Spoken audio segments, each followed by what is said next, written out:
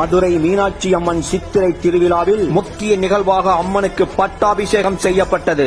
அம்மன் சன்னதி 6 கால் பலி வீரத்தில் நடந்த விழாவில் அம்மனுக்கு ராயர் கிரீடம் சூட்டப்பட்டு நவரத்தின செங்கோல் வழங்கப்பட்டது. செங்கோல் ஏந்தி கிரீடம் சூடி அரசியாக வெள்ளி சிம்மாசனத்தில் மாசி வீதிகளில் அம்மன் வலம் வந்தார். பாண்டிய குல பேரரசி, உலகத்தின் முதல் பெண்ணரசி, மதுரையை ஆளும் மங்கையர்க்கு அரசி, மக்கள் உள்ளமெல்லாம் கொலுவிருக்கும் மனோன்மணி, எம்பெருமாட்டி, திருவாலவாய் உடைய அங்கையர்கண்ணி தடாதகை நாச்சியார் பராக் பராக் பராக்.